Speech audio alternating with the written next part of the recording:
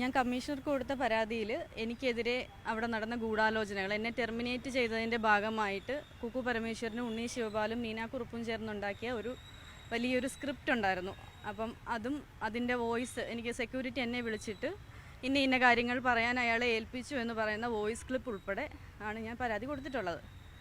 അപ്പം ഞാൻ ഈ തൊഴിൽ പീഡന പരാതി കൊടുത്തതിൻ്റെ പിന്നാലെ നീന കുറുപ്പ് ഇതിന് മുന്നേ ഒരു ഓഡിയോ പുറത്തായിട്ടുണ്ടായിരുന്നു. അത് ഇവരുടെ കമ്മിറ്റിയിൽ നിന്ന് തന്നെ പുറത്തായിട്ടുള്ളൊരു ഓഡിയോ ആണ്.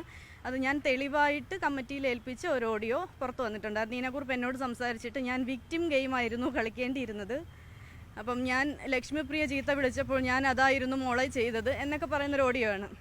അതുപോലെ മാധ്യമങ്ങളോട് സംസാരിച്ചതിന് ഒരുത്തനുമായിട്ട് ബന്ധമുണ്ടാക്കിയിട്ട് നാളെ വെർജിനാണെന്ന് പറഞ്ഞാൽ മതിയോ എന്നൊക്കെ ചോദിക്കുന്നൊരു ഓഡിയോ. അപ്പോൾ ഇതെല്ലാം കൂടെ ചേർത്തിട്ടാണ് ഞാൻ കമ്മീഷണർക്ക് പരാതി കൊടുത്തിട്ടുള്ളത്. രണ്ടാമത് ജോലിയിൽ പ്രവേശിച്ച ശേഷമാണ് നീന കുറുപ്പ് ഇത്തരത്തിലൊരു പരാതിയായിട്ട് പോയിട്ടുള്ളത്. ജോലിയിൽ പ്രവേശിച്ചു എന്ന് പറയാൻ പറ്റത്തില്ല, അവരത് റിവോക്ക് ചെയ്തു എന്ന് ന്യൂസ് പറഞ്ഞു.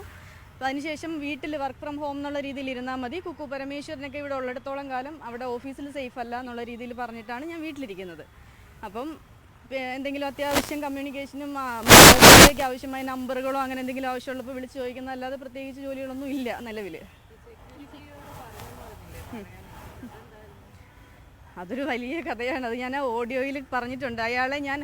അയാളും തൊഴിൽ പീഡന പരാതി കമ്മിറ്റിക്ക് അകത്ത് കൊടുത്തിട്ടുണ്ടായിരുന്നു.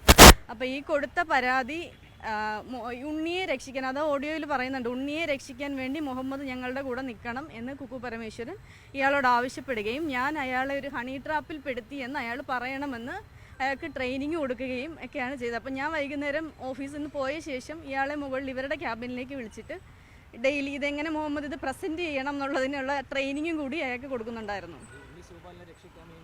അങ്ങനെ തന്നെ പറയാം. അതെ അതെ അതെ അതെ അതെ അതിനകത്ത് നീന കുറുപ്പ് ഉണ്ടെന്ന് എനിക്ക് ബോധ്യപ്പെടാൻ കാരണം ഈ കമ്മിറ്റിക്ക് ശേഷം നീന കുറുപ്പ് ഇയാളോട് പോയി ചോദിക്കുന്നുണ്ട്, മുഹമ്മദിൻ്റെ ഒപ്പം ഞങ്ങൾ നിൽക്കുമായിരുന്നല്ലോ എന്ന് പറയുന്ന, അതും ഇയാൾ ഈ ഓഡിയോയിൽ എന്നോട് പറയുന്നുണ്ട്.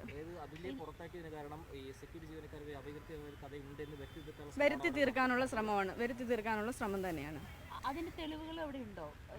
CCTVയിലോ ഓഡിയോയിലോ? അതിൻ്റെ തെളിവ് അയാൾ തന്നെ മീറ്റിങ്ങിൽ സംസാരിക്കുന്നത്, എല്ലാ മീറ്റിങ്ങുകളും റെക്കോർഡഡ് ആണല്ലോ. ഇയാൾ തന്നെ മീറ്റിങ്ങിൽ സംസാരിക്കുന്നത് ഫുൾ റെക്കോർഡിങ് അവിടെ ഉണ്ട്, അവിടെ പരിശോധിച്ചാൽ അതിൽ കിട്ടുമല്ലോ.